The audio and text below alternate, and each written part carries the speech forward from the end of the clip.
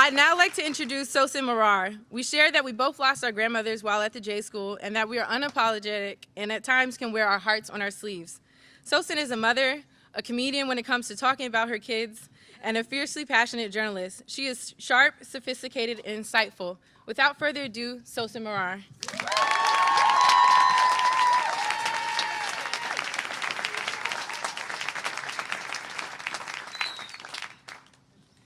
Good morning, everyone.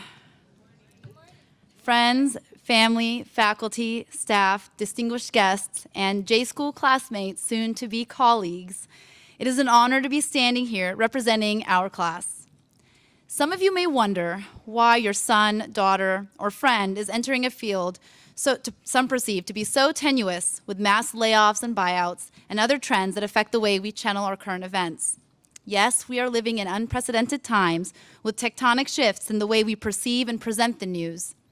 This class started young and naive in the fall of 2016 and eagerly divided into reporting groups on the cusp of a presidential election. We tackled pertinent stories at the time. Brian Kranz covered Oakland's new soda tax, and gentrification reporters Spencer Smith-Silva and Lauren Hepler covered marijuana legalization. We made an election newsroom right here in this building, and regardless of what people's political opinions are, we reported the news objectively, and then something surprised us. He won.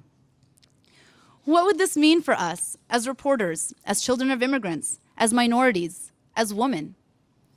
I look at this graduating class, and I'm inspired by our diversity.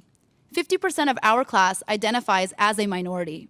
36 of us are women, 2 of us are children of refugees. A handful of us have family members who've been affected by this government's crackdown on undocumented residents. But minorities make up 17% of today's newsrooms, just 17%. After today, we will be joining those newsrooms at a time when our collective representation matters more than ever. But not everyone in the newsroom sees the world in the same lens that we do. So it was at this moment, in the beginning of our first year, that I realized that I could not imagine a more momentous time to join the conversation and at the ranks of what our president calls the enemy of the American people. And what better place to be for that than at the highest acclaimed graduate school of journalism in the world? As journalists, we've been trained to keep our eyes and ears open to chronicle the issues that need to be heard. In some ways, after the election, it felt more like an obligation. An integral part of our reporting has always been to give a voice to those overlooked and to shine a light through the cracks of neglect, inequality, and marginalization. On a reporting trip last year in Jordan, I met Obada, a Syrian refugee who was shot by a military sniper while riding his motorcycle. The 22-year-old is now paralyzed from the waist down. He works at a rehab center for refugees, counseling young men and children and uplifting their spirits. And in passing, Obada told me that he turned down an opportunity to immigrate to Canada. He chose to stay in Jordan, a country he does not call his own. He told me he would not leave the work he was so passionate about, his friends, his tribe. Since then, I've asked myself, who is my tribe? The people you give to, learn from, the ones that encourage you, who motivate you, the people you do this job for. And you can have more than one tribe. Our first tribes are our families. I'm humbled to be standing in front of my parents today and my husband. And in case you thought you couldn't be any prouder of your child and all of the graduates, 20% of those graduating were the first in their families to earn bachelor's degrees. And today, now 40% of those sitting on this stage are the first in their immediate families to earn a post-baccalaureate. That is something to celebrate.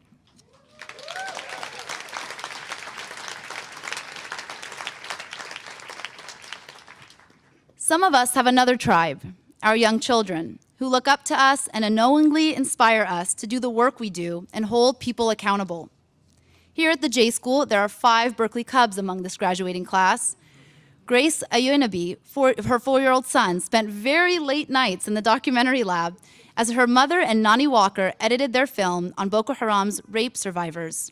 Julia Vassey's toddler doesn't yet understand the importance of her mother's work, covering the alarming statistics of preterm birth rates in Fresno County, but one day she will.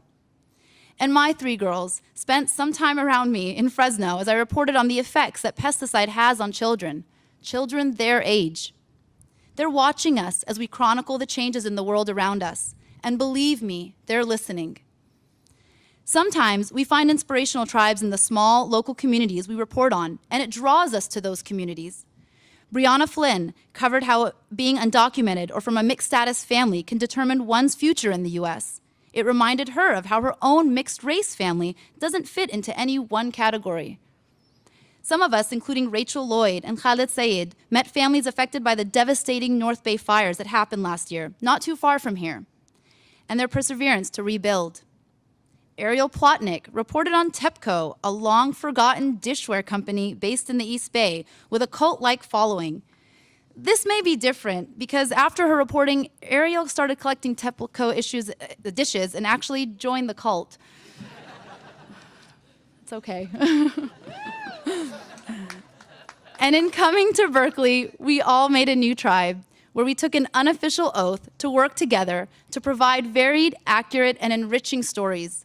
We are all partners in that mission, and it's up to us to support one another in seeking and reporting the truth.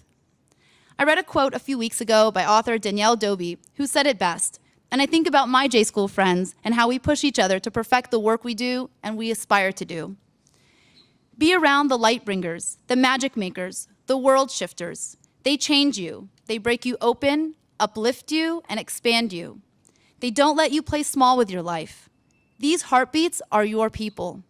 These people are your tribe.